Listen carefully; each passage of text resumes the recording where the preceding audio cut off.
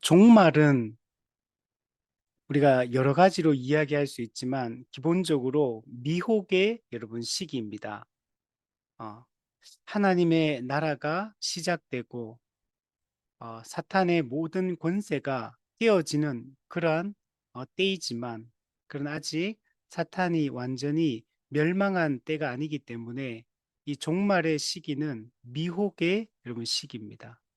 예수님이 초림하시고 재림하기 전까지의 이 전 기간을 우리는 종말이라고 얘기하는데 이 시기는 하나님 나라와 사탄의 나라 간의 이 대립과 갈등이 있는 이런 시기입니다. 그래서 예수님께서도 말씀하시기를 너희가 사람의 미혹을 받지 않도록 주의하라 이렇게 말씀하고 있어요. 사탄은 광명한 천사와 같이 우리에게 접근해 오고 사탄의 일꾼들은 의의 일꾼처럼 가장해서 우리에게 접근해 오고 아주 매력적인 것으로 또 대다수의 사람들이 찬성하고 지지하고 따르는 그러한 것으로 우리에게 접근해 옵니다. 그래서 우리가 깨어있지 않으면 다수가 따르는 그 길이 올바른 것처럼 느껴지고 문제가 없는 것처럼 느껴지게 만듭니다. 근데 우리가 가만히 생각해 보면 세상은 타락한 세상이고 죄의 지배를 받고 사탄의 지배를 받고 있는 그런 세상이 거듭나지 않고 영적으로 깨어나지 않은 사람들이 사탄을 왕으로 모시고 살아가는 사람들, 타락한 본성 가운데 그들이 가진 이 자연 이성으로 살아가는 그 다수가 따르는 그 길이 진리의 길일 수가 없겠죠. 그래서 우리가 이런 미혹을 받지 않도록 우리가 조심을 해야 됩니다. 이 미혹은 헬라어로 플라나오라고 하는데 기만하다, 속이다, 길을 벗어나게 하다 이런 뜻입니다. 거짓된 가르침으로 길을 벗어나게 하는 것 이게 바로 여러분 미혹입니다. 철로역정에도 보면 세상 지혜자라는 사람이 있어요. 이 세상 지혜자는 세상 학문으로 이 사람의 지혜로 접근하기도 하고 교회 밖에서 그런 지혜로 접근하기도 하고 교회 안에서 복음을 왜곡해서 교회 안에 있지만 성경을 가지고 이야기하지만 비성경적인 이야기로 사람들을 미혹하고 길을 벗어나게 하는 자가 누구냐면 바로 이 세상 지혜자입니다. 우리가 이 세상 지혜자의 이런 미혹들을 우리가 주의할 필요가 있어요. 이 세상 지혜자는 신사의 모습으로 접근해 옵니다. 매우 매력적이에요. 그리고 모든 지혜를 가지고 있는 것처럼 보여요. 그런데 성경적이지 않은 이 비성경적인 가르침으로 사실은 사람들을 미혹하고 기만하고 있는 이 존재입니다. 우리가 마지막 때에 이런 세상 지혜자의 이 거짓된 이런 미혹들을 우리가 잘 분별하는 게 여러분 중요합니다. 그래서 우리가 이 올바른 신앙 고백, 참된 사도적 가르침에서 벗어나게 하는 이런 모든 미혹들을 우리가 경계하고 주의할 필요가 있습니다. 예수님께서 종말의 특징을 이야기할 때 그 중에 아주 중요하게 다뤘던 부분이 거짓 그리스도가 나타날 것이고 거짓 선지자들이 활동하게 될 것을 주의를 시켰습니다. 수많은 거짓 그리스도, 수많은 거짓 선지자들이 나타나서 이 사람들을 미혹하고 이 거짓으로 속이고 이렇게 할 거라는 거. 근데 우리는 이 악한 영의 이 미혹을 당하지 않도록 조심해야 되는데 그래서 우리에게 영분별의 은사를 갖는 게 매우 중요합니다. 우리는 성경의 가르침을 따라서 이것이 하나님께서 기뻐하는 것인지 사탄이 좋아하는 것인지, 악한 영이 미혹하는 것인지, 성령께서 인도하시는 것인지 잘 분별하는 게 중요합니다. 이 분별은 우리가 기도 많이 하면 분별할 수 있는 게 아니고, 이 올바른 교훈 안에 굳게 서 있을 때, 사도적 가르침으로 굳게 무장되어 있을 때 이것을 분별하고 걸러낼 수가 있게 됩니다. 저희 교회에서 우리 오후 GBS 시간에 지금 사도행전 말씀을 함께 나누고 있잖아요. 근데 우리가 이때 볼 때마다 말씀으로 권면하고 굳게 세우는 것들을 볼 수 있습니다. 바울의 사역의 특징이 가면 다 말씀을 가르치는 게 핵심이요. 복음을 선명하고 풍성하고 체계적으로 가르치고 그 말씀으로 무장시키고 또 재방문해서 더 깊이 있게 가르치고 더 굳건하게 세우고 이 말씀에 이 사도적 가르침에 굳게 붙들려 있을 것을 권면하고 또 그 말씀으로 모든 고난과 환난 가운데서도 잘 견디고 이겨낼 수 있도록 이 격려하고 이런 것들이 이 바울의 사역의 특징이며 모든 이 성경의 이 인물들의 특징입니다. 우리 사도행전에 보면 12사도가 있고 그리고 나머지 일반 성도들이 있었잖아요. 근데 나중에 보면 7집사를 세우게 됩니다. 근데 이 7집사가 핵심적인 주된 사역들은 이 구제 사역을 담당하는 거잖아요. 그런데 그 뒷부분에 보면 스데반 집사나 이 빌립 집사 이야기가 등장을 하는데 그들이 했던 일들이 사도들이 했던 일들과 크게 차이가 나지 않는 것들을 볼 수 있어요. 물론 그들은 이 말씀 사역이 주된 사역이 아닙니다. 구제 사역이 주된 사역이에요. 그러나 집사들도 말씀을 안 전하고 안 가르친 게 아니에요. 실제로 사마리아 복음이 성령이 임하고 권능을 받고 예루살렘과 온 유대와 사마리아와 땅끝까지 복음이 전파된다고 할 때 이 예루살렘과 온 유대를 거쳐 사마리아 교회가 세워지고 사마리아 선교가 일어나는 게 그럼 빌립 집사가 그 중심적인 역할을 하는 것들을 볼 수가 있습니다. 복음이 또한 예루살렘에서 온 유대로 이게 퍼져나가는 과정 속에서도 그 아주 중요하게 그 사도행전 7장에 보면 스데반의 설교가 등장하거든요. 아주 긴 스데반의 설교가 나와요.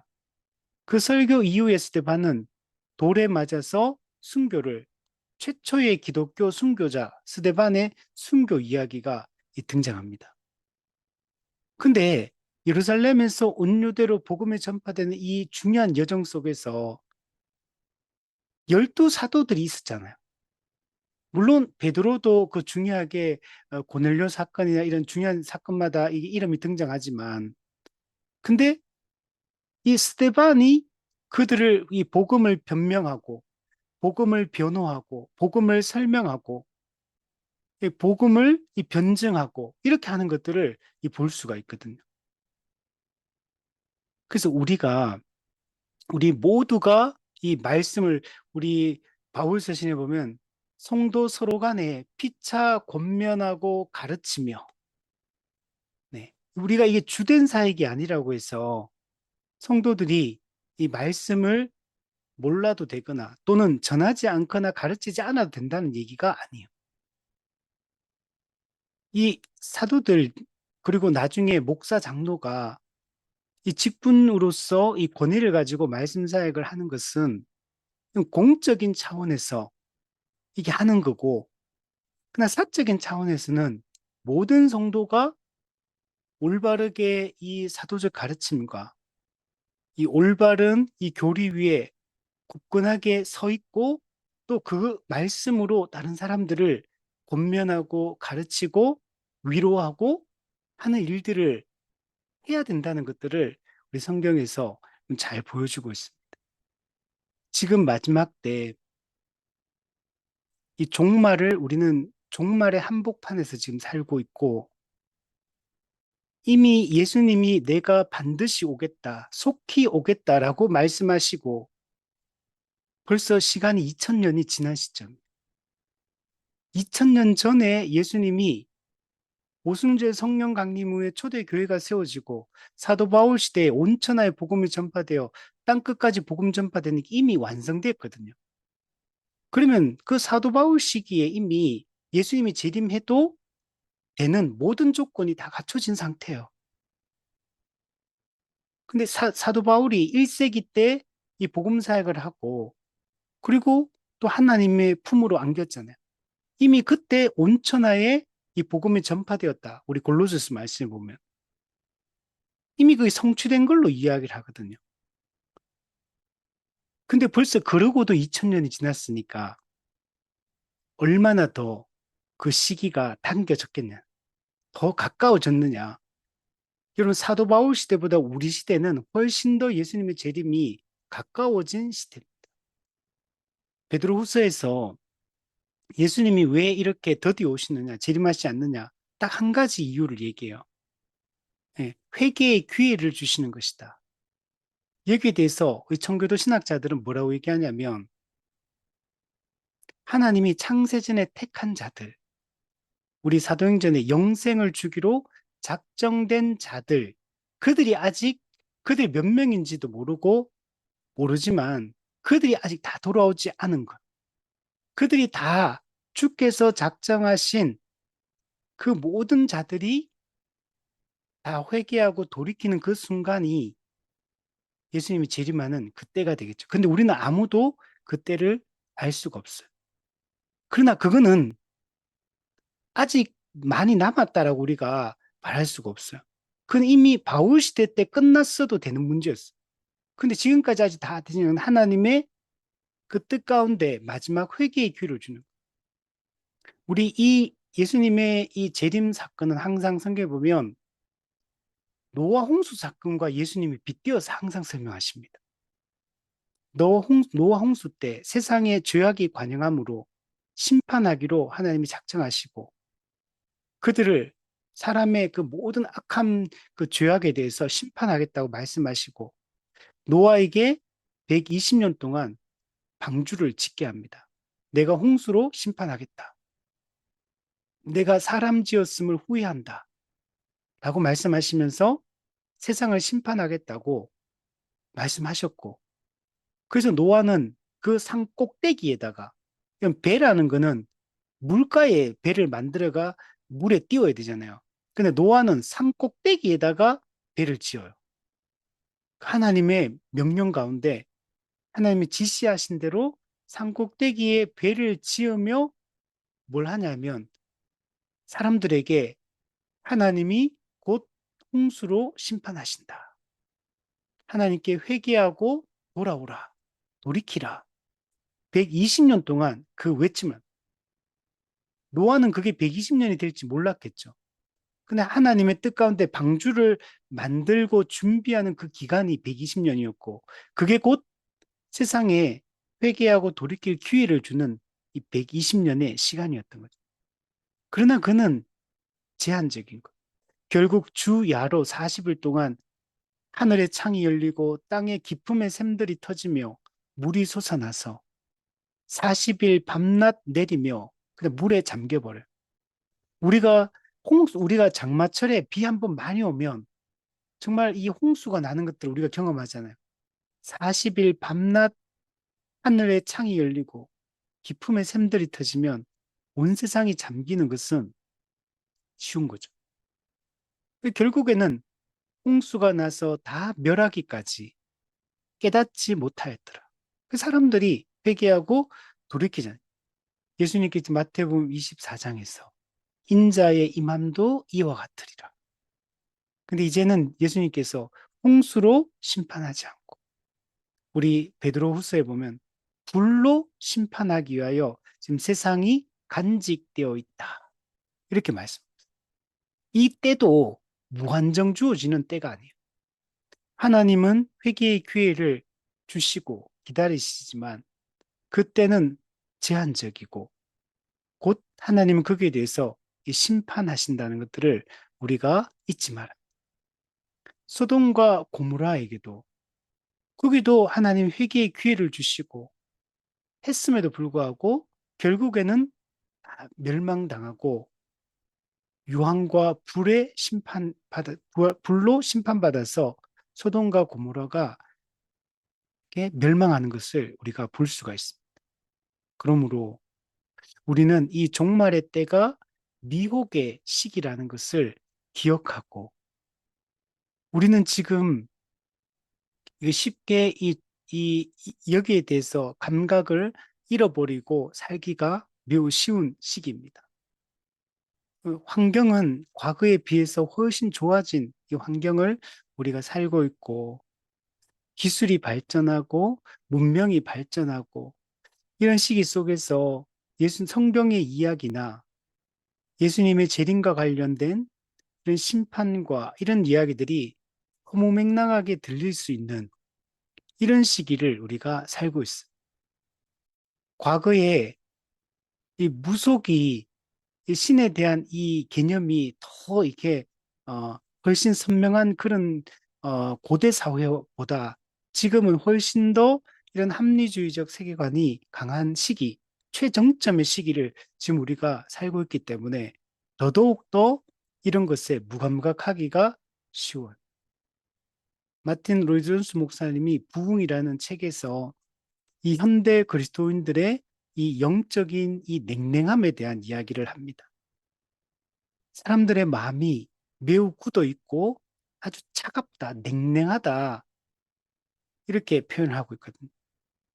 그래서 이 부흥이라는 책을 통해 성령의 이 강권적인 역사로 우리의 굳어 있는 마음을 우리의 이 정말 감겨 있는 이 영적인 눈을 뜨게 해달라고 성령의 이 주권적인 역사가 우리 가운데 임하기를 꿈꿨던 것들을 볼 수 있고 그리고 교회사를 보면 이 모든 부흥의 시기 때마다 항상 동일한 패턴이 일어나는 것들을 알 수가 있어요. 항상 똑같이 시작이 됩니다. 회개 기도로 모든 게 시작이 돼요. 회개의 기도가 시작되고 그러고 나서 회개의 기도를 하면서 그들이 하는 게 뭐냐면 말씀을 배우기 시작합니다. 그러면서 이 부흥이 항상 일어났던 것을 볼 수 있어요. 영국의 웨일즈 부흥 운동, 미국의 대각성 운동, 또 우리 한국의 이 평양 대부흥 운동, 원산 부흥 운동, 이 모든 것들이 회개에서 출발하고 그것이 곧 다시 말씀으로 가고 그 말씀으로 가서 그들이 전도로 이어지고 이게 항상 부흥의 때마다 일어났던 동일한 이 패턴이라는 것들을 볼 수 있습니다. 그래서 다시 우리가 회개와 우리 자복함, 우리 수요일 날 우리 공부했던 다니엘서, 다니엘이 그 민족의 그 죄악들을 시대의 죄악들을 끌어안고 하나님께 자복하며 슬퍼하며 애통했던 그것이 오늘 우리에게 이 필요한 그런 것입니다. 우리 천년왕국은 예수님께서 성도들과 더불어 1000년 동안 통치하는 기간을 이야기한다라고 얘기했습니다. 요한계시록 20장에서 이 1000년 동안 왕노릇한다. 누가? 교회가. 누구와 함께? 그리스도와 함께. 이게 이제 천년왕국이 여기서부터 등장하는 개념인데, 근데 이 요한계시록 20장의 해석이 기독교 안에서 다양한 해석들이 있다는 거죠. 크게 네 가지 해석이 있다고 말했어요. 역사적 전천년설, 세대주의 전천년설, 후천년설, 무천년설이 있다라고 했어요. 시기와 장소에 따라 여러 가지 해석들이 있다라고 얘기를 했습니다. 그래서 우리가 앞부분에서 우리가 두 가지를 살펴보았습니다. 역사적 전천년설과 후천년설에 대한 이야기들을 우리가 살펴보았습니다. 역사적 전천년설 같은 경우에는 우리 기독교 개신교 안에서 아주 널리 퍼져 있는 이 해석입니다. 그래서 지금 이 신학교 이 교수님들이나 목회자들도 이 역사적 전천년설의 입장에 있는 분들이 상당히 많아요. 근데 이분들이 다 이상한 분들이 아니고 다 좋은 그런 목회자들인데 이 천년왕국에 있어서는 이 역사적 전천년설 입장에 서 있는 분들이 많고 또 이 해석이 그 얘기는 많은 학자들이 또는 이게 목회자들이 여기에 서 있다는 얘기는 이 역사적 전천년설도 상당히 일리 있는 해석이다라고 받아들여지고 있다는 걸 이야기를 하는 겁니다. 그러나 우리는 지금 무천년설의 입장에서 우리가 제가 강의를 하고 있고 또 우리 종교개혁의 본래 전통이 무천년설의 입장이고 또 이 입장에서 이 성경 전체가 가장 올바르게 해석되어진다. 그래서 각 이 천년설에 또 어떤 장점들 같은 게 있긴 있어요. 그러나 그 장점도 있다고 해서 되는 게 아니라 역사적으로나 성경적으로나 그 해석의 논리가 근거가 있어야 되거든요. 그 성경 전체의 통일성 있는 가르침에서 어떤 해석이 가장 적합한 해석이냐를 잘 따져봐야 돼요. 우리가 이 조직신학의 6대 조직신학의 이 교리적 이해 가운데 어떤 천년왕국에 대한 이해가 이 성경 해석이 올바른 통일성 있는 해석인가를 잘 따져볼 때 이 무천년설이 가장 적합한 해석이다라고 얘기할 수 있고 그래서 저도 철저하게 이 무천년설의 입장에서 이 성경을 해석하고 이 가르치려고 노력을 하고 있습니다. 후천년설 같은 경우는 좀 문제가 있다 그랬죠. 이 낙관적 이 세계관 가운데서 이게 시작이 되었지만 그러나 우리 경험론적으로 우리 1차, 2차 세계대전이 일어나면서 이 낙관적 이 사회 분위기가 무너지면서 후천년설의 이 낙관적 신학 해석도 이 무너지게 되었습니다. 그리고 경험적으로도 후천년설이 말한 것처럼 시대가 갈수록 예수님의 재림이 가까울수록 이 황금 시대가 오고 죄에서 점점 사람들이 멀어지게 된다는 이런 해석은 우리의 경험과도 맞지 않다는 것들을 알 수가 있습니다. 그래서 이 두 가지는 우리가 둘 다 우리 개신교 그룹 안에서 있는 해석이지만 여러 가지 문제점들이 많이 있는 해석이다. 이렇게 이해를 할 수 있고 그래서 많은 이 성경 구절들에 의해서 비판을 받고 있다. 이렇게 해석할 수 있어요. 오늘은 가장 문제점이 많은 이 세대주의 전천연설. 세대주의 전천연설 같은 경우는 이건 우리가 철저히 배격해야 될 가르침이다. 라고 할 수 있습니다. 그럼에도 불구하고 너무나 많이 영향을 미치고 있는 게 이 세대주의 전천연설이에요. 제가 미국 교회에 대해서 이렇게 공부하면서 미국 교회가 이 20세기 들어서서 19세기 말부터 20세기에 20세기 초 중반까지 미국 교회가 얼마나 이 세대주의 종말론에 영향을 많이 받았는가를 이 공부를 하면서 정말 많이 느꼈어요. 그리고 미국 교회의 이런 이 세대주의 종말론의 이 영향들이 우리 한국 교회에 얼마나 지대한 영향을 미쳤느냐. 제가 작년에 어떤 교회에 한국 장로교 특강을 이렇게 강의하러 갔었는데 그때 제가 이 강의를 하면서 한국 교회가 어떻게 이 복음이 들어와서 세워지게 되었는가를 이야기를 하는 과정 속에서 미국 교회와 연결점을 이야기하지 않을 수가 없어요. 한국 교회의 이 초기 선교사님들이 주로 미국 북장로교, 미국 남장로교, 또 미국 북감리에, 미국 남감리에 이런 데서 영향을 진짜 많이 받았어요. 호주 장로교, 캐나다 장로교, 그리고 또 이렇게 침례교 이런 데도 영향을 받았지만 다양한 교파의 영향을 받았지만 주로 미국 장로교, 미국 감리교 영향이 상당히 우리나라를 많이 받았고 근데 이 당시에 이 우리나라에 들어왔던 이 그 당시에 중국, 일본 먼저 들어갔고 그다음에 이제 한국으로 들어왔는데 이들이 당시 미국에서 1차, 2차 대각성 운동을 거치고 나서 그리고 그 이후에 이런 다양한 이 운동들이 일어나게 되는데 자유주의 신학의 영향도 받고 근본주의 운동이 그 또 맞서 싸우고 하는 과정 속에 이 세대주의자들도 근본주의와 힘을 합치면서 이 자유주의라는 거대한 적과 싸우기 위해서 얼마나 그들이 이게 강하게 일어났는가를 볼 수 있고 그래서 그 당시에 그 학생 자원자 운동 이런 걸 통해 가지고 선교사들이 10대 후반, 20대 초중반에 그 선교사들이 전 세계를 향해서 나갔거든요. 아프리카, 남미, 아시아 이쪽으로 막 선교사들이 막 엄청나게 나갔는데 그때 우리 한국에도 이 선교사들이 들어왔거든요. 근데 이들이 그 당시 미국에서 이 자유주의 신학이라는 거대한 적과 싸우기 위해서 근본주의 운동이 일어났는데 근본주의 운동은 이 자유주의 세력과 싸우기에 힘이 약했어. 그래서 근본주의가 누구와 손을 잡냐면 이 세대주의와 손을 잡게 돼요. 그래서 나중에는 세대주의자들이 근본주의 세력의 중심부를 차지하게 됩니다. 그 영향을 받은 사람들이 우리 다 선교사로 왔기 때문에 한국 교회도 이 세대주의 종말론의 이 영향을 너무 많이 받았고 이게 초기 때부터 이 영향들이 그대로 받기 시작합니다. 그래서 우리 한국 초기 이단 계보들을 보면 다 이 종말론 이단들이에요. 지금 있는 이 모든 이단들은 한국 초기 선교사님들이 들어오고 난 이후에 초기 때부터 이단들이 막 등장하거든, 한국에.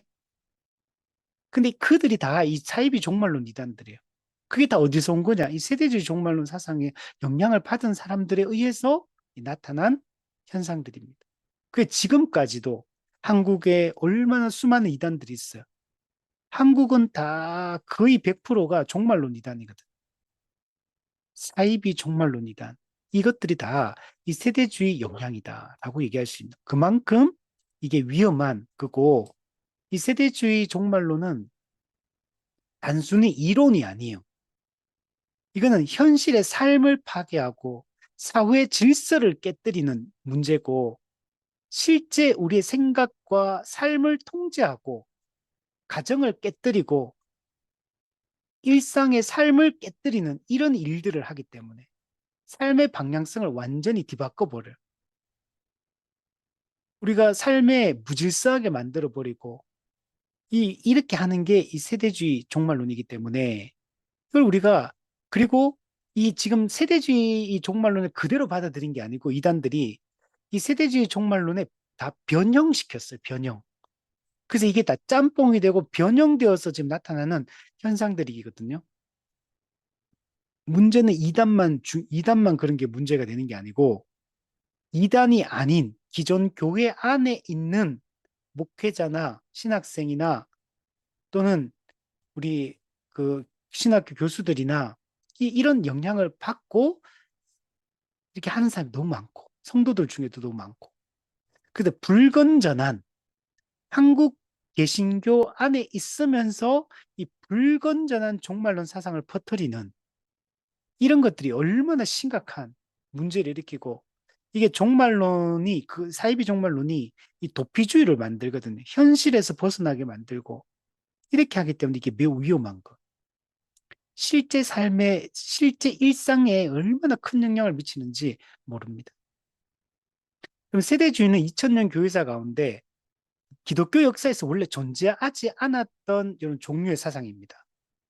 이 언제 시작되냐면 1827년 영국의 플리머스 형제단의 그 존 넬슨 다비에 의해서 이 사람 영국 국교회 출신의 목회자였는데 이 사람이 이 플리머스 형제단에 그 소속되어서 이 활동을 했거든요.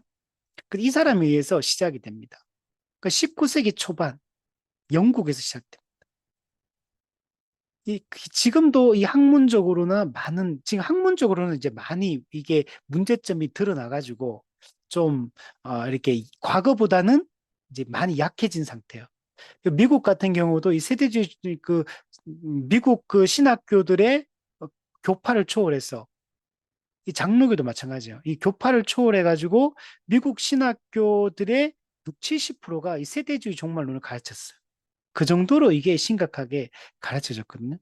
근데 지금은 학문적으로는 많이 좀 이 세대주의가 잘못되었다라는 것들이 많이 이제 부각이 되어서 학문적으로 이게 그렇게 득세하는 건 아니에요.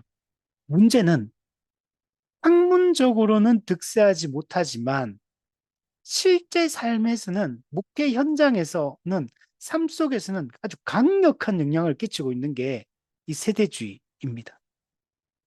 우리가 이 율법주의 문제도 심각하고 자유주의 신학의 문제도 심각해요. 근데 그 중에 또 하나가 이 세대주의 종말론 문제. 이 문제가 심각하게 우리에게 이 나쁜 영향을 미치는 요소입니다. 그럼 플리머스 형제단 같은 경우는 이 19세기 초에 영국과 아일랜드에서 시작이 되는데 성직자와 과거에는 성직자 평신도 구분이 되게 강했잖아요. 그래서 성직자와 평신도의 구분을 타파하자. 요즘도 이런 주장 진짜 많이 하거든요. 요즘에 제가 유튜브나 이런 페이스북 이런 데 기독교 관련된 글들 보면요. 요즘에 최근에 또 막 한국교회 목회자들이 사고를 많이 쳤잖아요. 그러니까 목회자에 대한 이 불신, 목사직에 대한 불신이 아주 강하게 일어났대요. 그러다 보니까 우리 한국교회의 이 성직주의에 대해서, 이 사제주의에 대해서 심각한 우려를 표하는 글들이 많아요. 그러니까 자꾸 이제 성직자와 일반 성도의 평신도의 구분을 타파하자. 되게 막 설득력 있게 다가오겠죠. 여기도 마찬가지요. 이 플리머스 형제단도 이 형식적인 신앙을 깨뜨리려고 한 거. 그리고 성경의 권위를 강조하고 성령의 인도하심 아래서 하나된 형제됨을 우리 회복하자. 너무 좋잖아요. 교회적 삶을 회복하자. 이런 거거든요. 근데 겉으로 볼 때는 아주 복음주의적인 이 좋은 운동처럼 보입니다. 제도화된 이 교회의 부패, 형식주의를 배격하자. 그러면서 매주 성찬식을 거행하면서 이 성찬을 중심으로 아주 단순하고 경건한 신앙 공동체를 형성해서 하나됨을 누리고 형제됨을 누리는 이런 교회를 세워가자. 이렇게 시작된 거예요. 근데 플리머스 형제단의 이 시작을 보면 너무 좋은 방향성처럼 보여요. 근데 문제점이 있어요. 지나친 분리주의. 그래서 폐쇄적이고 끊임없이 분열합니다. 정죄하고 나와 다른 걸 받아들이지 못하고 그리고 특히 이 세대주의 이 해석의 이 극단적인 해석, 구약과 신약을 단절시키고 이스라엘과 교회를 분리시키고 이 종말론적 도피주의, 사회적 책임을 다 경시하고 또 직분을 부정해 버리니까 직분이 부재하니까 질서가 모든 게 혼란해지고 우리가 이 플리먼 형 시작은 너무 좋아요. 근데 여러분 이거는 교회사를 공부해 보면 역사 속에서 이런 걸 꿈꿨던 사람 진짜 많아요. 보면은 다 이해가 돼. 그 시대적 그 형식주의, 이 제도권 교회의 문제점 이런 걸 보면서 이걸 개혁해야 된다. 이러면서 순수한 신앙 공동체, 살아있는 공동체, 하나된 한 몸으로 살아가는 서로를 존중하고 서로를 형제로 대하는 이런 사랑의 공동체 이런 거 만들자는 거예요. 너무 좋죠. 내용 보면 너무 좋아요. 근데 이걸 이렇게 했던 사람들이 다 나중에 다 무너집니다. 이렇게 처음에는 이렇게 시작하지만 이 모든 게 나중에 가보면 다 이게 부작용이 나타나요. 왜 그러냐? 그러면 그들이 초기에 이렇게 주장했던 자체가 잘못된 거냐? 잘못된 게 아니에요. 이 내용은 맞는 말인데, 근데 이미와 아직 사이에 있는 이 세대의 또 특징도 이해되고, 성경에서 보여주고 있는 여러 가지 직분이든 은사든 이 모든 교제든 또 조직체적 특성이든 유기체적 특성이든 이런 모든 것에 대한 올바른 이해를 가지고 올바른 접근을 해야 돼요. 어떤 부작용 때문에 여러분 그죠 그죠 어, 뭐 파리가 무섭다고 된장을 담글 수 없다 뭐 이런 거 있잖아요. 그럴 수 없다는 거. 그래서 이런 것들이 잘못되기 때문에 이런 문제가 발생했고, 이런 배경 속에서 여러분, 이 세대주의, 이 종말론 사상도 이 등장을 하게 된 겁니다. 그래서 여러분, 우리는 좋은 교회를 꿈꿉니다. 이 좋은 교회가 어느 하나가 된다고 좋은 교회가 되는 것이 아닙니다. 여러분, 우리가 우리 성경적 교훈에서 공부했던 것처럼 성경에서 보여주고 있는 이 모든 측면이 균형 있게 이해가 되어야 되고 그 모든 것들을 균형 있게 접근해서 그것을 시행하지 않으면 우리가 꿈꾸는 이런 성경적 교훈이 이루어질 수가 없어요. 그냥 매우, 물론 그게 교회가 아니라는 말이 아니라 매우 불완전하고 어, 매우 이게 건강하지 못한 매우 한쪽에 어떤 한 부분에서는 잘하지만 다른 부분에서는 다 무너져 있는 거기서는 여러분 우리가 성경에서 이야기하는 자유와 하나됨, 한몸됨을 제대로 누릴 수는 없어요. 그래서 우리가 이 모든 것들이 바르게 되는 것들이 중요하고 그래야지만 이런 초기 시작할 때는 좋은 마음으로 좋은 뜻으로 시작하지만 결국에는 다 부패하고 변질되고 부작용이 나타나고 그렇게 다 무너지게 되잖아요. 근데 참된 교회는 참된 바른 원리와 바른 그 가르침과 이 모든 게 조화롭게 시작되는 이런 교회 이런 상황일 때는 교회가 시간이 지나도 이 건전하게 건강하게 교회가 세워지고 이 교회적 삶을 살아가는 것들을 보게 됩니다. 우리가 꿈꿔야 되는 것은 바로 이런 걸 꿈꿔야 되는 것. 어느 한 부분이 좋다고 그냥 만족하는 이런 게 아니라 근본적으로 우리가 바라보고 더 크고 넓고 길게 내다봐요. 우리가 정말 우리가 세워가야 될 교회가 어떤 교회고 우리가 어떤 신앙생활을 해야 되는가 멀리 내다보고 우리가 길게 보고 우리가 우리 교회만 또 된다고 되는 게 아니에요. 전체 이 패러다임을 바꾸고 큰 틀에 여러분 근본적인 이 변화들이 일어날 수 있도록. 근데 그것은 오늘 우리 교회부터 시작하는 거예요. 오늘 우리 교회를 성경적 교회로 세우는 일에 여러분 힘써야 되는 것입니다.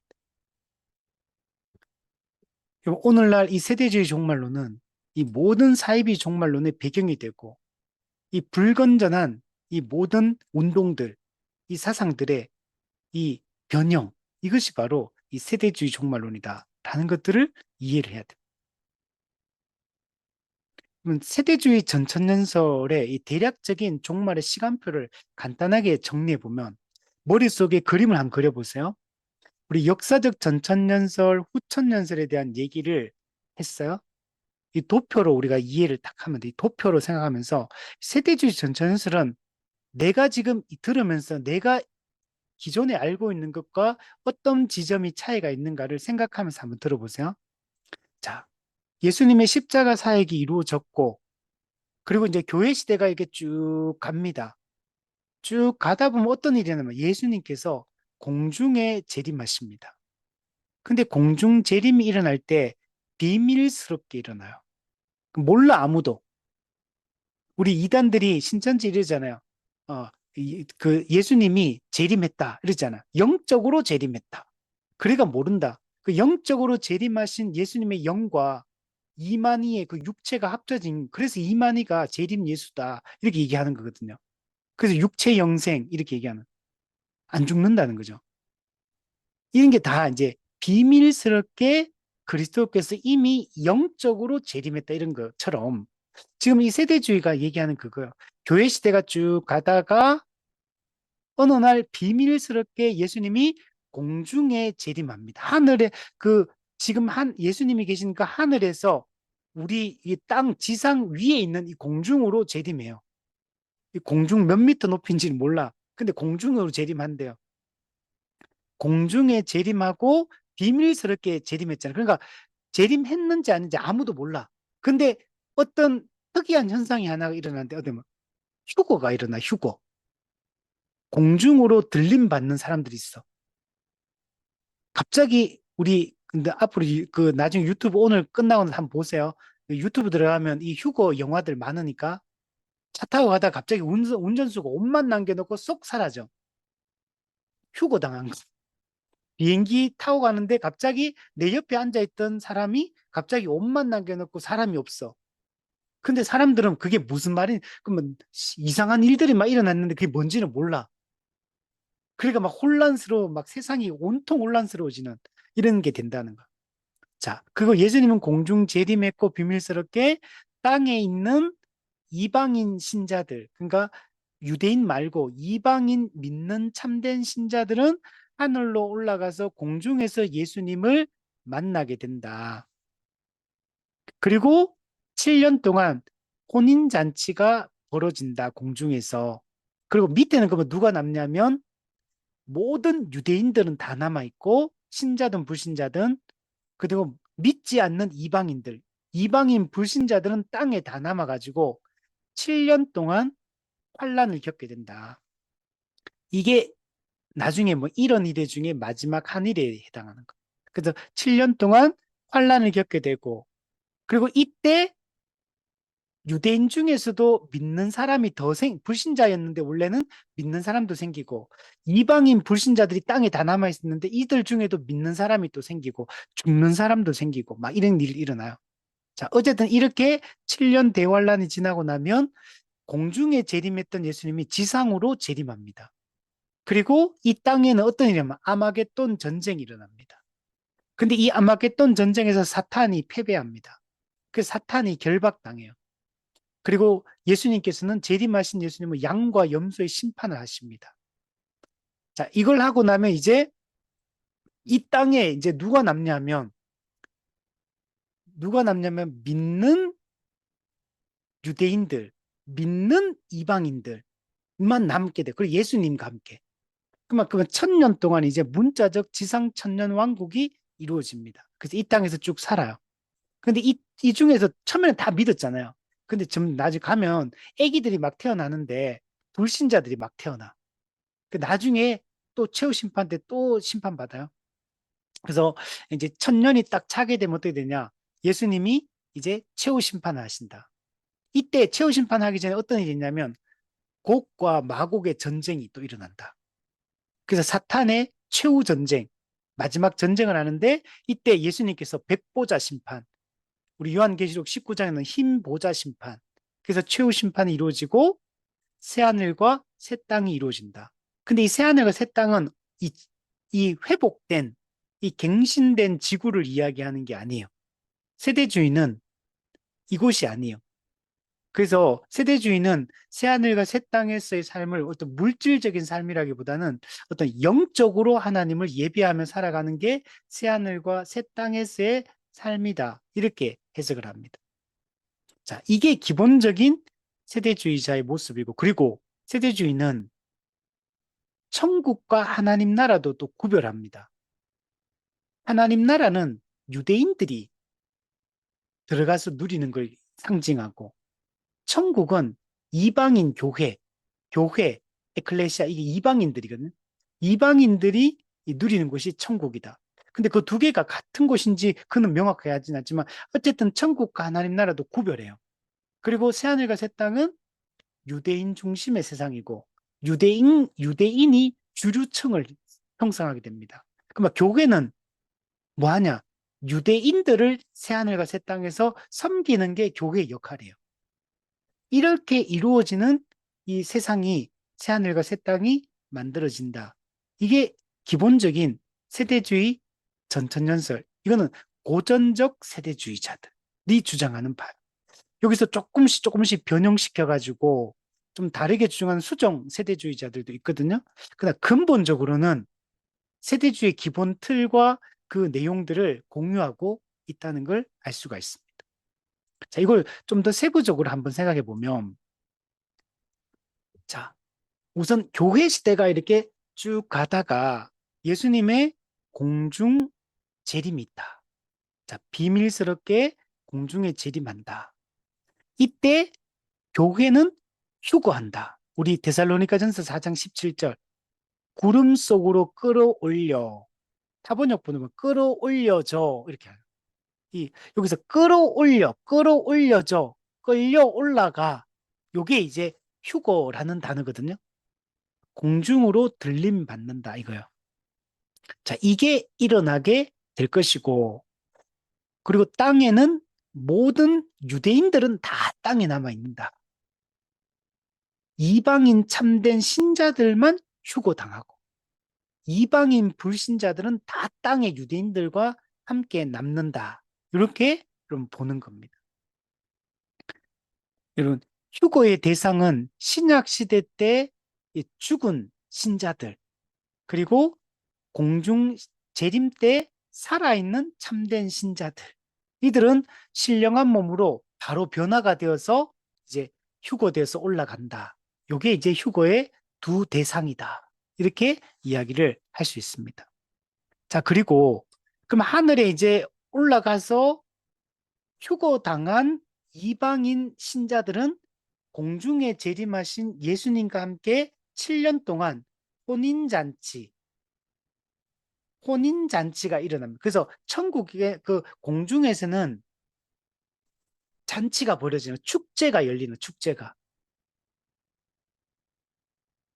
이게 이제 중요하죠. 그러면 사실 참된 믿음을 가진 신자는 이 땅에 남아있는 사람들에게 임하는 대환란과는 사실 아무 상관이 없어요.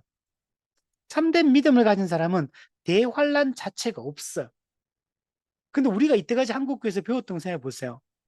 환란이, 대환란이 있는데 신자도 대환란을 통과해서 믿음을 증명해야 되고 믿음이 약한 자든 믿음이 큰 자든 모든 성도는 대환란을 통과해야 되고 대환란 때 믿음을 잘 지켜야지만 천국에 들어갈 수 있다. 휴거될 수 있다. 이런 식으로 배웠잖아요. 그러니까 기본 개념이 틀린 거예요. 세대주의에서는 그렇게 말하지도 않아. 요 차이점 이해되시나요? 예. 그럼 참된 믿음을 가진 자는 교회 시대 쭉 살다가 참된 믿음 곧바로 휴거 당하니까 환란하고는 아무 상관이 없는 존재예요, 원래. 세대주의 개념으로 설명해도. 근데 지금 우리 한국 교회는 그렇게 생각하지 않거든요. 그래서 이 지점은 이 세대주의자들과 좀 달라요. 근데 지금 이 한국 교회 성도들이 생각하는 거는 세대주의 영향이 있지만 역사적 전천년설의 개념으로 봤을 때는 대환란을 모든 사람이 통과해야 된다. 이 개념이 나오거든요. 그래서 지금 한국교회 성도들은 이 역사적 전천년설의 그런 입장에서 생각하는 경우들이 많다. 근데 또 다른 부분은 또 세대주의로 또 다 설명해. 그러니까 세대주의와 역사적 전천년설이 지금 한국교회는 뒤섞여 있는 상태. 이제 그렇게 이해를 하고 있다. 이렇게. 휴거라는 거 여러분 생각해 보세요. 이거 나중에 오늘 밤에 영화 꼭 한번 보세요. 몰아보게 하면 됩니다. 그거 보면은 그거 영화 그거 내가 믿음 없다고 생각하고 한번 보세요. 막 두려워. 여러분 휴거 이런 얘기 하잖아요. 사람들이 지옥 갈까 무서워서라도 신앙생활 똑바로 하려고 막 할 거예요. 근데 이제 그런 식으로 하면 안 되는 거죠. 근데 우리가 그래서 올바르게 이해하는 게 중요합니다. 자, 그래서 이 땅에는 그런데 7년이 있는데 이 대환란이 일어납니다. 이거는 다니엘서 9장에 이런 일의 해석과 이런 관련이 돼 있어요. 우리 수요 예배 때 우리 다니엘서 9장 우리 이런 일의 해석 지난번에 한번 했었는데 이게 되게 중요한 부분이에요. 자, 이런 일에 70일에가 있는데 그중에 이걸 다니엘서 보면 나눠져 있어요. 7일에 첫 번째, 두 번째 62일에 그리고 합치면 69가 되잖아요. 그러면 마지막 한 일에 그러니까 세 개로 나눠져 있는 거.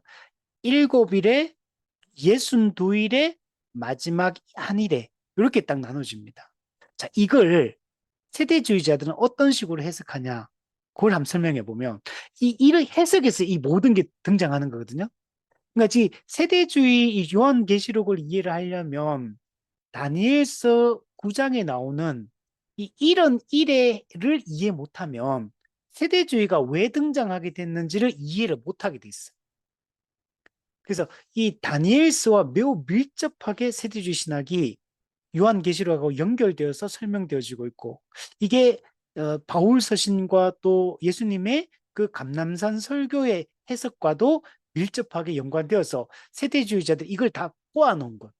이걸 다 꼬아가지고 해석을 엉뚱하게 했다 보니까 세대주의 이 현재의 이런 해석이 여러분 나오게 된 겁니다.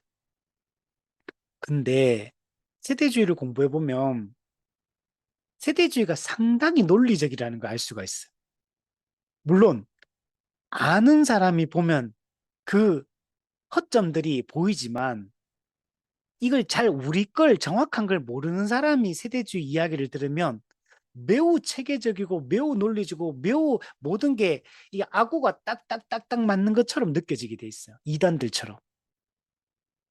그래서 여기 빠지기가 너무 쉬워요. 그리고 목회자들이 이 세대주의 종말론적 해석을, 그런 해석을 아무리 해도 성도들이 그게 세대주의인지 뭔지 뭐가 문제 있는지를 성도들이 분별을 거의 못합니다.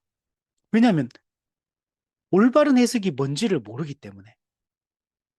그리고 위조 지폐를 분별하려면 참된 지폐의 특징을 알고 있어야지만 위조 지폐의 그 잘못된 점을 이걸 밝혀낼 수 있거든요.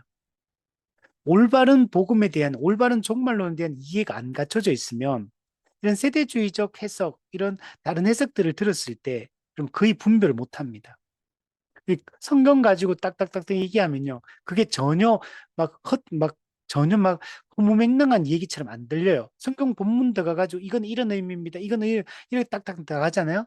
짚어가면서 하면 성경 보면 매우 그렇게 보입니다. 그래서 이걸 분별을 못하게 돼 있어요. 대부분 다.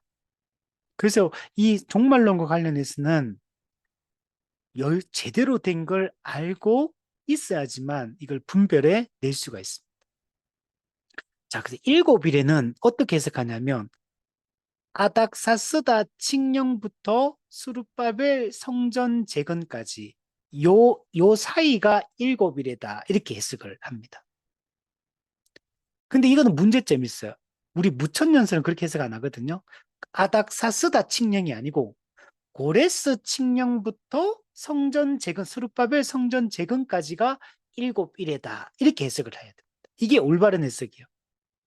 그리고 그럼 왜 이런 식으로 했느냐? 세대주의는 그는 이런 일에 같은 경우도 이런 일이니까 70 곱하기 7, 490년. 이걸 문자적으로 해석하거든, 세대주의는. 그러니까 490년에 시간을 맞춰야 돼. 문자적으로 해석하니까. 근데 이게 고레스 칙령부터 시작하면 시간이 연도가 안 맞아. 그러니까 아닥사스다 칙령부터 수르바벨 성전까지다. 이런 식으로 해석해야지만 그 490년이라는 전체 기간의 숫자를 안 틀릴 수가 있는 거예요.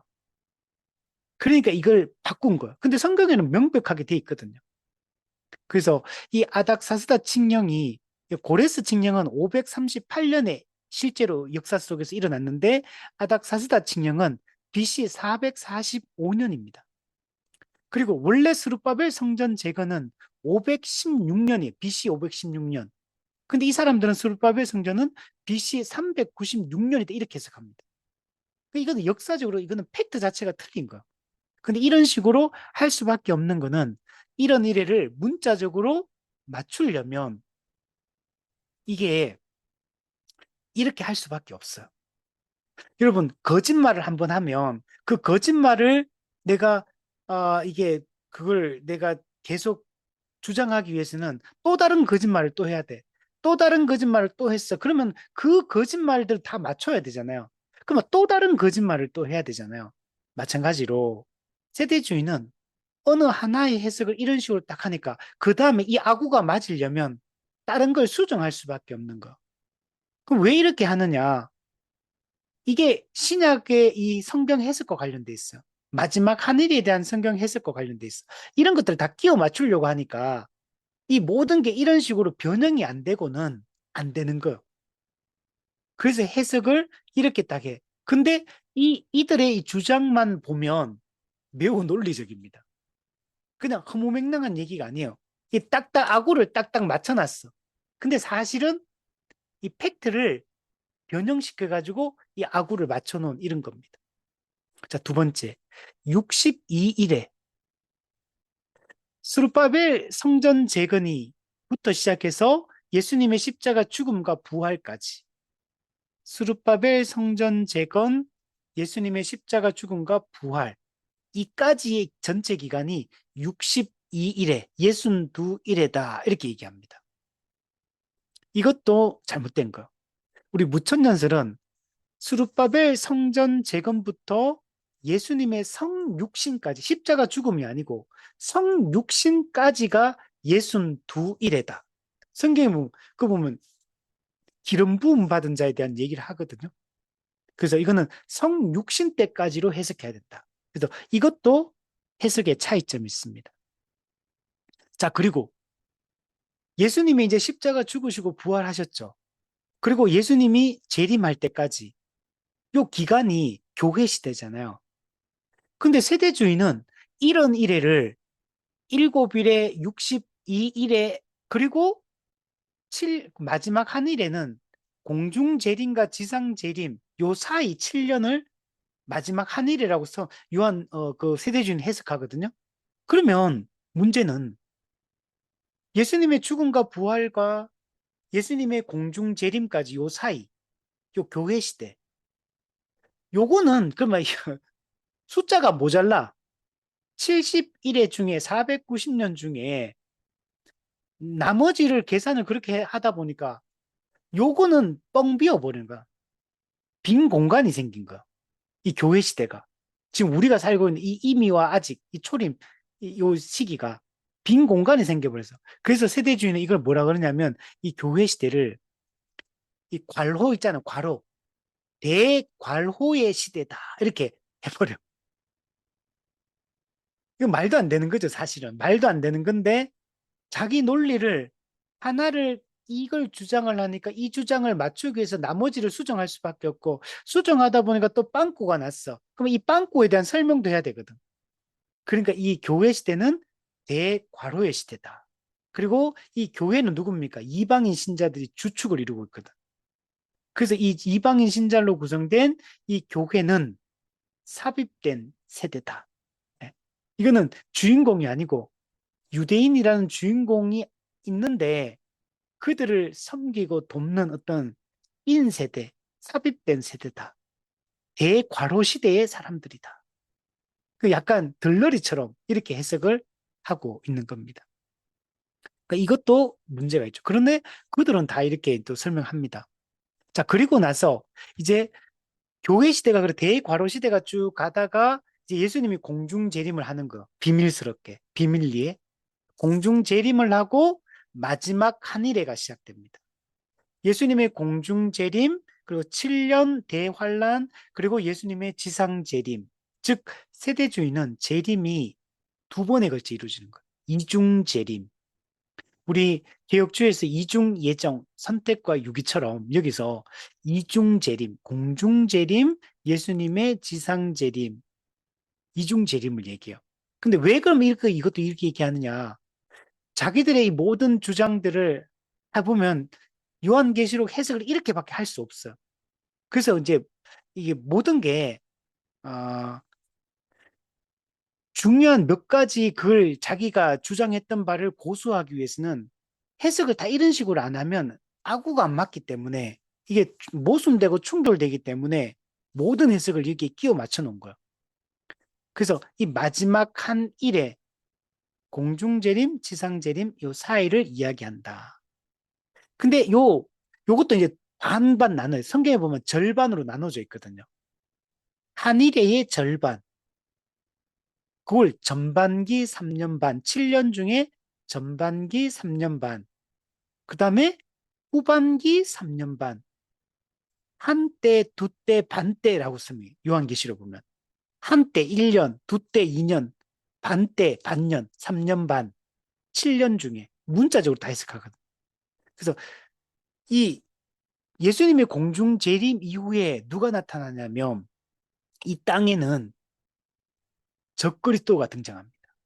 근데 적그리스도가 처음에 등장했는데 이 적그리스도가 이 나쁜 사람처럼 등장하는 게 아니고 아주 좋은 사람으로 등장해요. 그래서 적그리스도가 등장해가 그 주인공인 유대인들과 평화의 조약을 맺어요. 평화의 언약. 그래서 적그리스도가 유대인들과 아주 친밀하게 지냅니다. 아주 3년 반 동안에 친하게 잘 지내요. 그러다가 3년 반이 될 때쯤 적그리스도가 자신의 그 정체를 이제 드러내고 유대인들과 맺었던 이 평화의 조약을 깨뜨립니다. 그 전반기 3년 반은 전 세계가 통일됩니다. 세계 정부가 만들어져요. 이스라엘 나라의 예루살렘이 세계 이 정부의 수도가 되고 그 유대인들이 온 세상의 이 지구촌의 일종의 가장 중심적인 세력이 되어서 유대인 중심의 세상 질서가 만들어지고 세계 정부에 이 적그리스도가 협력해서 3년 반 동안 지내다가 이게 성전 제사도 지내고 막 레위인도 세우고 막 다 회복이 돼요. 성전 제3성전도 건립되고 근데 3년 반이 지나면서 관계가 틀어지게 되고 적그리스도가 본색을 드러내서 그 세계 정부의 그 중심주 성전을 자기가 차지하게 됩니다. 멸망에 가증한 것이 그 거룩한 곳에 섰다. 예, 자기가 그 성전에 들어가서 자기가 왕이 되고 신이 되는 이런 일들을 자행을 하게 됩니다. 그리고 이제 유대인들과 예수님을 믿는 모든 이방인 신자들을 핍박하고 박해하기 시작. 이게 대환란이에요. 실제로는 우리 이름은 7년 대환란 그러지만 전반기 3년 반은 평화롭게 지내다가 후반기 3년 반 동안에 대대적인 대박해를 받게 됩니다. 대환란. 그래서 이때 모든 게 이제 막 초토화되죠. 그런데 놀라운 것은 이 후반기 3년 반 대환란을 겪는 이 시간 동안에 유대 민족의 국가적 회심이 일어난대요. 유대인들 중에서 수많은 사람들이 예수님을 믿기 시작한다. 국가적 대회심이 이때 일어난다. 그리고 3년 반이 딱 끝나면 이제 7년이 꽉 채워지잖아요. 그럼 7년이 딱 끝나면 공중에 있던 예수님이 땅으로 지상 재림, 이때는 공개적으로 왕으로 공개적으로 이 땅에 재림해가지고 사탄이 이 예수님과 이제 전쟁을 벌입니다. 예수님과 이게 아마겟돈 전쟁이에요. 이 전쟁을 벌이는데 예수님이 이 마귀를 결박시켜 이기고 패배하고 예수님이 승리하게 됩니다. 그리고 마귀는 결박, 무력화 되어서 무적행에 던져 잠그고 감금을 시켜버립니다. 그리고 예수님이 이제 남아있는 이 땅에 그러면 이때 또 뭐냐면은 양과 염소의 심판이 일어나거든요. 그래서 이때 불신자들 이들이 다 유대인 중에 불신자도 있고 이방인 중에 불신자도 있고 이때 양과 염소 심판받아 이 사람 다 지옥 갑니다. 그러면 남아있는 사람 누가 남냐? 유대인 신자들, 이방인 신자들, 그 다음에 예수님만 땅에 남게 돼요. 여기서 이제 천년 왕국이 이루어지는 거. 근데 이 천년 왕국 어떤 왕국이냐? 구약의 아브라함에게 약속했던 복, 이스라엘 민족에게 약속했던 구약에 약속되었던 모든 약속이 성취되는 순간이 언제나 이 천년왕국이다. 구약에 보면 땅을 차지하고 부강해지고 부유해지고 이스라엘 민족이 모든 민족의 중심이 되고 이렇게 되잖아요. 평화를 구가하고 번영하고 복받고 이런 거. 물질적으로 복받고 막 모든 게 잘 되고 이런 거. 이 모든 것들이 이 천년 왕국 기간에 유대인 중심의 천년 왕국이 이루어져서 여기서 이 모든 게 이제 꼽히게 된다. 예수님의 통치하에. 근데 여기서도 아까 말했지만 그렇다고 이 사람이 거듭난 사람이 아니 그 뭐지 새로운 몸이 부활하고 변화된 건 아니야. 아직 죄가 남아 있어 아직까지. 죄의 영향을 아직 받고는 있는데 근데 죄가 강력하게 영향을 못 미치는 사탄이 결박돼 있기 때문에. 그러나 죄는 짓는 여전히. 그리고 아직 몸도 아직 약해. 병도 걸리고 죽기도 하고 이것도 있고.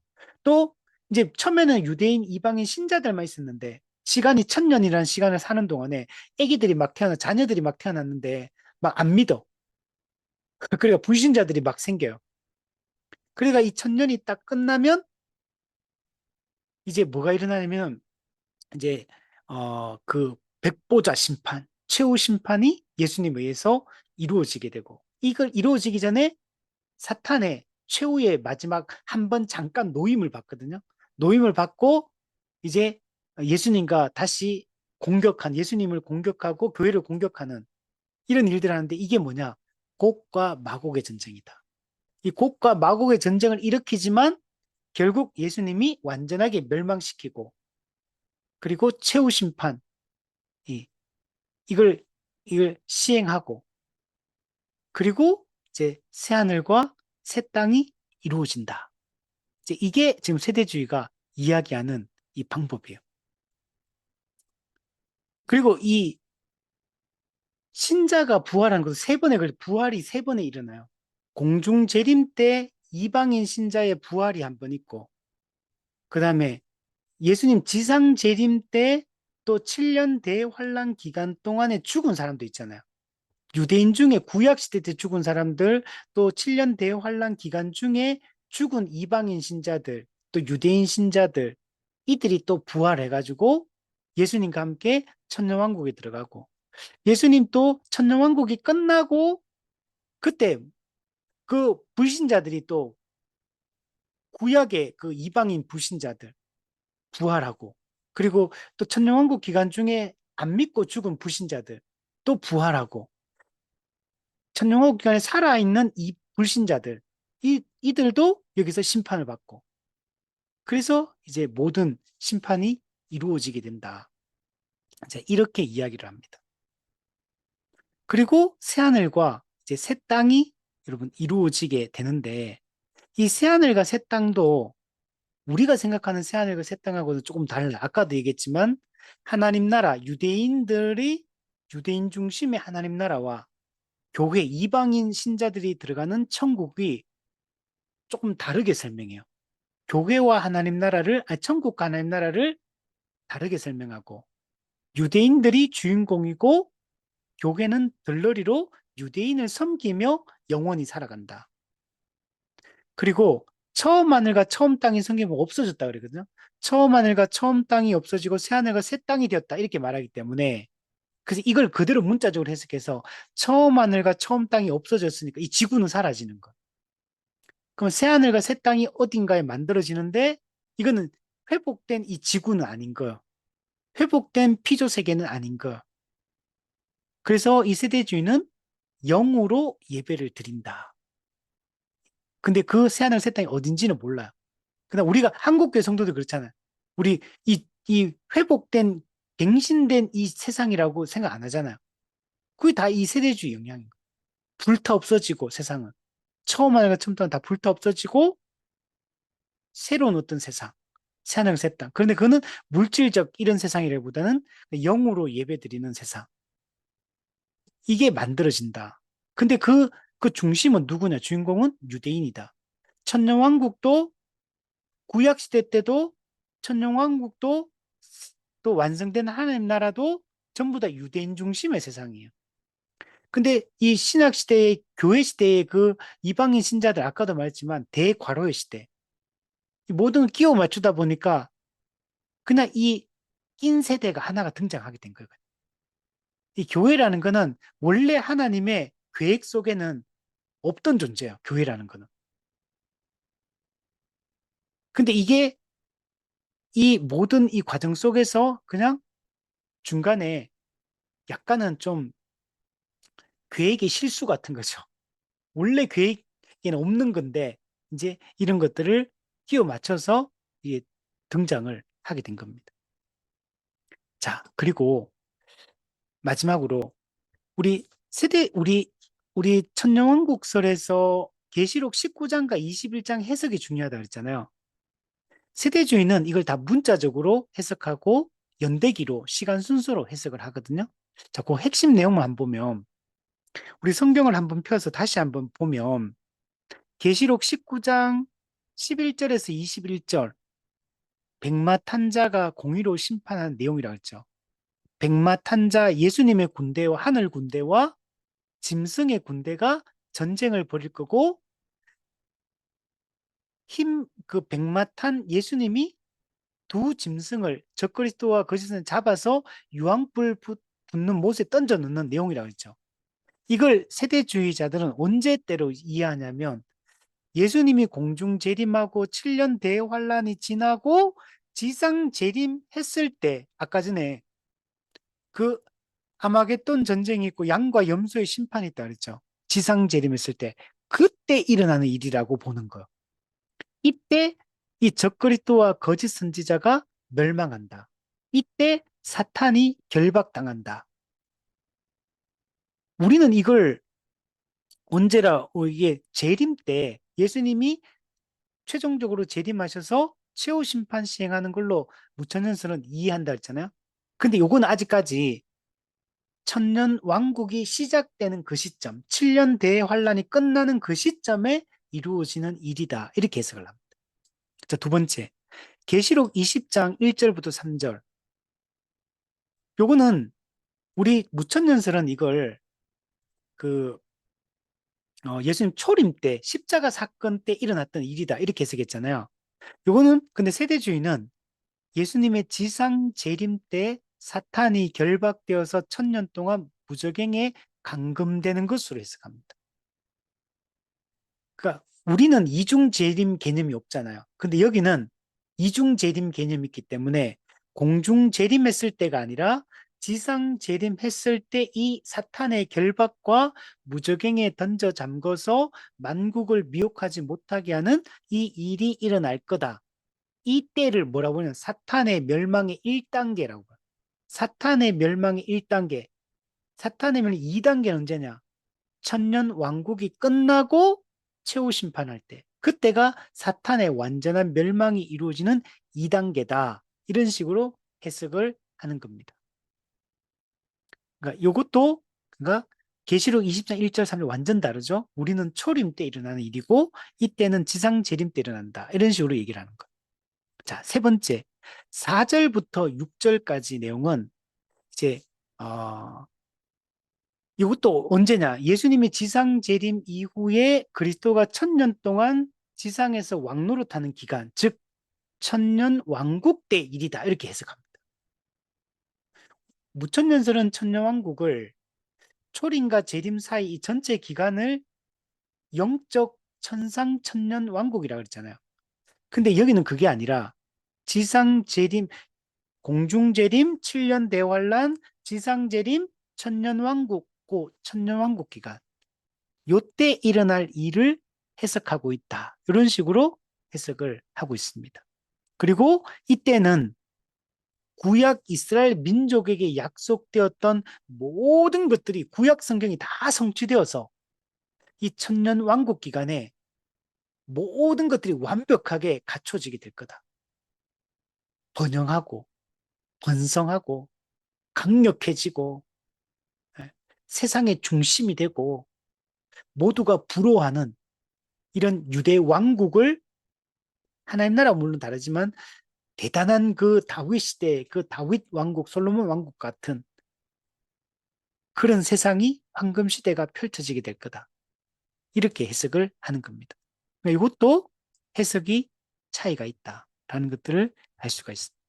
자, 네 번째는 20장 7절부터 10절까지의 내용은 뭐냐면 우리는 무천년설은 예수님이 재림 때, 최후 심판 때 일어날 사탄의 반역과 사탄의 최후 멸망에 대한 얘기다. 이렇게 우리는 해석하는데 여기는 그게 아니라 천년 왕국의 끝에 일어날 사건이다. 우리는 교회 시대가 쭉 가다가 예수님 재림하면 모든 게 끝! 이렇게 되는데 이거는 그게 아니잖아요. 교회 시대 오다가 공중 재림하고 7년 대환란 있고 지상 재림하고 천년 왕국 있고 그리고 백보자 심판 있고 새하늘과 새 땅 이렇게 되잖아요. 그 천년 왕국이 끝날 때 사탄의 최후 반역 잠깐 풀려나서 최후 반역을 하고 거기에 대해서 백보자 심판을 통해 사탄의 완전한 멸망, 최후 멸망에 대한 얘기를 여기서 하고 있다. 이렇게 해석을 하고 있는 겁니다. 그러니까 이것도 차이점이 있죠. 그리고 요한계시록 21장 1절부터 4절 천년 왕국이 끝난 이후에 이제 새하늘과 새 땅이 도래하는 것을 의미한다. 이렇게 했잖아요. 근데 이것도 아까 우리 무천년설은 교회 시대가 쭉 가다가 예수님 재림하면 곧바로 새하늘과 새 땅. 그러니까 무천년설은 단순한 거야, 논리가. 가장 단순한 설명이 무천년설이에요. 근데 세대주의는 그게 아니라 공중재림, 7년 대환란, 지상재림, 천년왕국, 그리고 새하늘과 새 땅. 이렇게 된다. 그러니까 이것도 차이점이 있다. 자, 이런 얘기들이 이 얘기를 너무 반복적으로 많이 해서 좀 지루할 수도 있는데 근데 이게 되게 중요한 거예요, 이게 지금. 그러면 계속 이제 우리가 매주 이걸 반복해서 다른 천연설과 연관해서 지금 얘기를 하는데 이게, 아, 목사님, 저는 이런 데 관심 없어요. 이렇게 할 수도 있어요. 근데 이게 매우 중요한 거. 이걸 제대로 알고 제대로 알아야지 제대로 된 신앙생활, 제대로 된 교회를 좀 세울 수가 있습니다. 이게 죽고 사는 문제와 관련돼 있는 거, 영적으로. 그만큼 중요한 문제들이에요. 그래서 우리가 이 해석들을 바르게 하고, 근데 우리가 이 올바른 천년왕국 개념을 가지고 이런 부분들만, 요 부분만 이렇게 해석하는 게 아니고, 요거는 가장 중요한 본문들이기 때문에 몇 가지 이제 뽑아서 얘기하는 거고, 이 관점으로 성경 전체를 풀어낼 수 있어야 되는 거예요. 이 관점으로 다른 부분들을 해석할 때, 여러분, 종말론은 여기만 나오는 게 아니거든요. 성경 전체적으로 이 종말론 사상들이 정말 많은 부분에 등장합니다. 그래서 우리가 이런 올바른 관점으로 전체를 풀어내고 해석할 수 있는 것이 여러분 매우 중요합니다. 그래서 나중에 우리가 이제 요한계시록 성경연구 DBS를 나중에 또 같이 한번 해보면 정말 얼마나 내용이 좋은지 몰라요. 얼마나 은혜롭고 얼마나 위로가 되는 말씀들인지 몰라요. 근데 우리가 얻은 구원이 우리는 이걸 너무 이제 가볍게 생각을 하고 이렇게 할 때가 많잖아요. 예. 그냥 이런 거는 그냥 별 관심 없고 그냥 이 땅에서 어찌하든지 간에 안전하게 안정되게 사는 것에만 우리가 관심을 갖고 우리가 살 때가 많은데 그럼 우리의 삶은 그런 데 달려 있는 게 아니고 우리가 이런 올바른 이런 생각과 이 사상을 갖고 이게 있어야지만 세상을 읽어내는 눈, 현실을 읽어내는 눈이 올바를 수가 있고, 현상을 읽어내는 눈이 올바를 수가 있어요. 그러면 종말론, 이 세대주의 종말은 얼마나 무서운 거냐면, 이거는 모든 걸 역사 속에 일어난 사건들과 1대1로 대응시키는 방식이에요. 이게 위험한 거예요. 뭐 어떤 뉴스에서 어떤 사건이 일어났다. 역사적으로 어떤 사건이 일어났다. 지금 어떤 현상이 일어나고 있다. 세대주의자들은 이 모든 현상 하나하나를 이런 이 종말론 사상과 이 연결지어서 이걸 해석하고 설명해요. 그래서 여러분 현실에 묶여버립니다. 잘못된 생각들에 생각이 그냥 묶여버리는 거. 그래서 위험한 거. 여러분 지금 유튜브 들어가고 오늘 한번 나중에 검색해 보세요. 세대주의 종말론 입각해서 하는 이 종말론 이 사상들 정말 여러분 거대 기독교 유튜브들은 대부분 다 그런 사람들이거든요. 숫자 많이 모이는 이상한 이런 종말론 사상관 거의 대부분 그런 사람이라고 생각하시면 돼요. 들어가 보세요. 정치, 경제, 외교, 국제적 관계, 뭐 과학의 발전, 이 모든 것들을 이 종말과 연관지어서 해석을 하고 설명하고 이렇게 합니다. 매우 불건전하고 매우 어리석고 매우 잘못된 방식이에요. 하나님이 주신 이 것들을 올바르게 바라보지 못하게 만들어요. 현실을, 정치, 경제, 외교를 전혀 다른 눈으로 바라보게 만들어요. 그래서 이쪽으로 가게 되면 이런 사상을 하면 음모론과 연관이 되어지고 모든 것들을 1대1로 대응시키는 방식으로 이 해석을 하게 되고 그리고 이거는 이 정치 사상적으로도 어떤 사상들과 연관이 되어지고 이게 다 이런 쪽으로 이게 묶여버리게 돼요. 그래서 역사를 바라보는 관점들도 다 왜곡시켜버리고 그래서 이게 위험하다.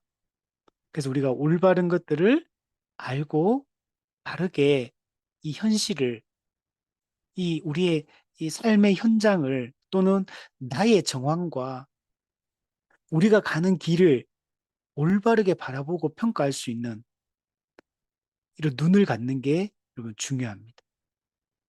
그래서 앞으로 우리가 이 율법주의나 자유주의 신학이나 이 세대주의 신학이나 알미니안주의 사상이나 이런 것들은 우리가 앞으로 많이 이제 연구를 해야 되고 그러면서 우리가 올바른 이 성경적 가르침, 복음적 가르침들을 잘 세우기 위한 노력들을 우리 한 평생 해나가야 되고, 여기 입각해서 교회에서 교회를 세우고 신앙생활을 한다는 것이 어떻게 하는 것인지를 알고 확신하고 그걸 꿈꾸고 참 어렵겠지만 우리가 그것을 바라보고 나아가는 게 중요합니다. 그래서 우리가 이걸 아는 만큼 누리게 될 것이고 아는 만큼 더 바른 방향으로 가게 될 것입니다. 네. 지금 오늘은 이제 천년 왕국과 관련되어서 이제 세대주의의 이런 해석들을 중심으로 이야기를 했는데 나중에 실제로 세대주의에서 이야기하는 그런 사상들, 내용들로 구체적으로 들어갈 필요가 있어요. 그래서 그들이 주장하는 것들이 이런 중요한 포인트들이 많은데 이제 그런 구체적인 내용들도 우리가 바르게 이해할 필요가 있습니다.